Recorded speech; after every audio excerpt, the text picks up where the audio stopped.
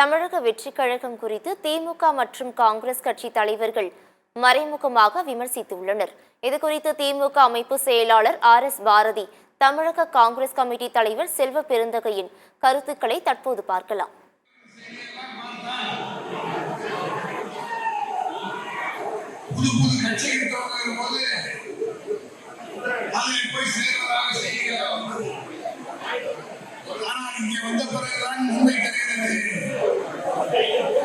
மீனவர்கள் அத்தனை பேரும் திராவிட முன்னேற்ற கழகத்தோடு தான் இருந்தார்கள்.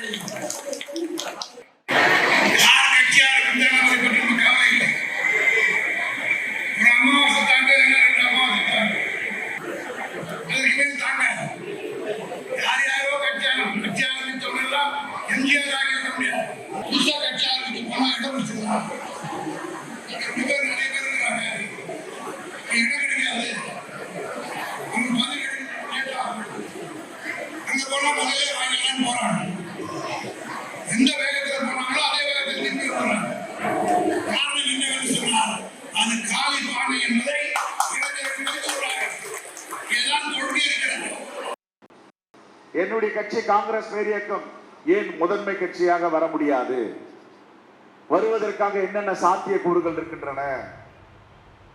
நாம் தமிழர் கட்சி சொல்றாங்களே, இன்னும் 10 ஆண்டுகள்ல நாங்க முதன்மை கட்சின்றாங்க. நேத்துக்கு காத்தால ஆரம்பிச்ச வெற்றி கழகம் சொல்லுது நாங்க ஆளப்புற முதன்மை கட்சி. நேத்துக்கு காத்தால ஆரம்பிச்ச வெற்றி கழகம் சொல்லுது நாங்க ஆளப்புற முதன்மை கட்சி.